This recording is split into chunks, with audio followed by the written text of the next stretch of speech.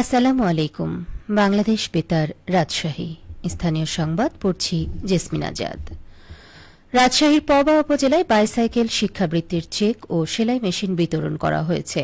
আজ পবা উপজেলা পরিষদের সভাকক্ষে আয়োজিত অনুষ্ঠানে প্রধান অতিথি হিসেবে উপস্থিত ছিলেন রাজশাহী ৩ আসনের সংসদ সদস্য অ্যাডভোকেট শফিকুল হক মিলন। প্রধান অতিথি অন্যান্য অতিথিদের সঙ্গে নিয়ে ক্ষুদ্র নিগোষ্ঠী শিক্ষার্থী ও পরিবারের সদস্যদের মধ্যে বাইসাইকেল শিক্ষাবৃত্তি ও সেলাই মেশিন বিতরণ করেন। তিনি বলেন, সরকার প্রান্তিক ও পিছিয়ে পড়া জনগোষ্ঠীর শিক্ষার্থীদের পড়াশোনায় উৎসাহিত করতে কাজ করছে। অর্থনৈতিক অসচ্ছলতার কারণে কোনো শিক্ষার্থী যেন পড়াশোনা থেকে ঝরে না পড়ে সে বিষয়ে গুরুত্ব দেওয়া হচ্ছে। পবা উপজেলা প্রশাসনের আয়োজনে অনুষ্ঠিত এ কর্মসূচিতে 18 জন শিক্ষার্থীকে বাইসাইকেল, 12 জনকে সেলাই মেশিন, 4 জনকে বসতঘর এবং 120 জন শিক্ষার্থীকে শিক্ষাবৃত্তি দেওয়া হয়। অনুষ্ঠানে আরও বক্তব্য রাখেন জাতীয় আদিবাসী পরিষদের কেন্দ্রীয় কমিটির সিনিয়র সহ সভাপতি রাজকুমার সাউ, পবা উপজেলা বিএনপির সদস্য সচিব আব্দুর রাজ্জাক ও যুগ্ম আহ্বায়ক সুলতান আহমেদ।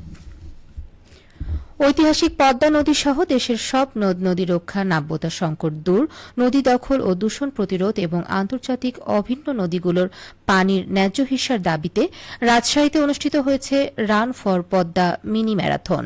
আজ নগরীর লালন শাহ মুক্ত মঞ্চে 7.5 কিলোমিটার দীর্ঘ এই মিনি ম্যারাথনের উদ্বোধন করেন সিটি কর্পোরেশনের প্রশাসক মাহফুজুর রহমান রিটন। অনুষ্ঠানে তিনি বলেন, run for Padma mini marathon আয়োজন নদী রক্ষায় জনসচেতনতা তৈরির একটি শক্তিশালী সামাজিক আন্দোলন। আমাদের সম্মিলিত সচেতনতা, দায়িত্ববোধ এবং উদ্যোগী পারে পদ্মা সহ দেশের সব নদ নদীকে সুরক্ষিত রাখতে। আসুন সবাই নদী রক্ষায় এগিয়ে আসি এবং ভবিষ্যৎ প্রজন্মের জন্য একটি সুস্থ, নিরাপদ এবং প্রাণবন্ত নদী ব্যবস্থা উপহার দিই। মিনি ম্যারাথনটি লালন শাহ মুক্ত মঞ্চ থেকে শুরু হয়ে ফুড অফিস মোড় ঘুরে আবার মুক্ত মঞ্চে এসে শেষ হয়। এতে বিভিন্ন বয়সী প্রায় 550 জন প্রতিযোগিতায় অংশ নেন। তাদের মধ্যে প্রায় 135 জন নারী অংশগ্রহণকারী ছিলেন। দৌড় সম্পন্নকারীদের মাঝে পুরস্কার বিতরণ করেন রাজশাহী জেলা পরিষদের প্রশাসক বীর মুক্তিযোদ্ধা এরশাদ আলী ঈশা। সপ্তাহের ব্যবধানে রাজশাহীর বাজারে মাছ সহ মুরগির চাহিদা বৃদ্ধি পেয়েছে। রাজশাহীর খড়খড়ি বাজার ঘুরে দেখা গেছে মাঝারি আকারের রুই বিক্রি হচ্ছে 320 টাকায়, পাবদা 500 টাকা কেজি, সোনালী মুরগি বিক্রি হচ্ছে 310 টাকায়, ব্রয়লার মুরগি বিক্রি হচ্ছে 210 টাকায় এবং দেশি মুরগি বিক্রি হচ্ছে 550 টাকা কেজিতে। এদিকে সবজির বাজার স্থিতিশীল রয়েছে। বাজারে ঢেঁড়স বিক্রি হচ্ছে 40 টাকায়, করলা 50, পেঁপে 40, আলু 25, কাঁচামরিচ বিক্রি হচ্ছে 80 টাকায়। রাজশাহীতে সবজির উৎপাদন ভালো হওয়ায় এই অঞ্চলের সবজির দাম তুলনামূলক কম। বিক্রেতারা বলছেন, সরবরাহের তুলনায় চাহিদা বেড়েছে। আর ক্রেতাদের দাবি, বাজারে সিন্ডিকেট যাতে মাথাচাড়া দিতে না পারে সেদিকে সরকারের তদারকি বাড়াতে হবে।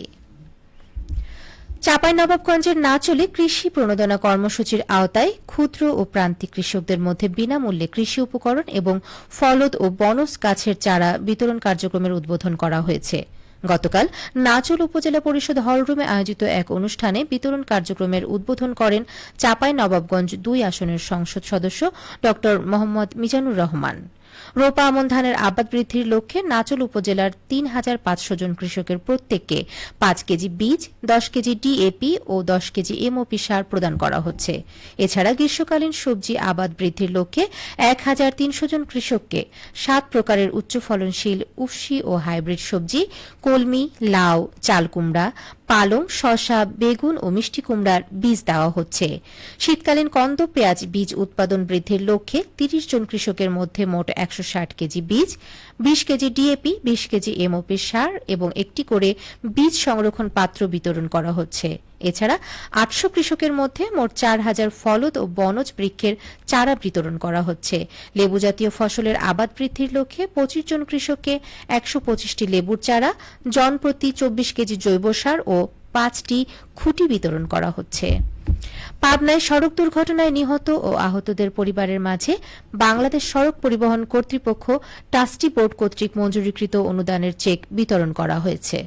পাবনা জেলা প্রশাসনের আয়োজনে গতকাল জেলা প্রশাসকের সম্মেলন কক্ষে আয়োজিত অনুষ্ঠানে পাবনা 5 আসনের সংসদ সদস্য শামসুর রহমান শিমুল বিশ্বাস প্রধান অতিথি হিসেবে ক্ষতিগ্রস্ত পরিবারের সদস্যদের হাতে অনুদানের চেক তুলে দেন।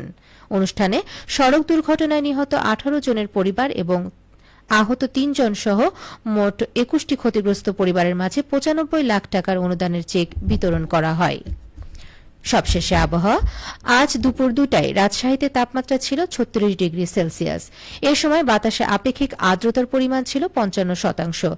রাজশাহী ও পার্শ্ববর্তী এলাকায় আজ সূর্যাস্ত সন্ধ্যে ৬টা ৫৮ মিনিটে। সংবাদ শেষ হল। আমাদের পরবর্তী সংবাদ বিকেল ৪টা ৫ মিনিটে।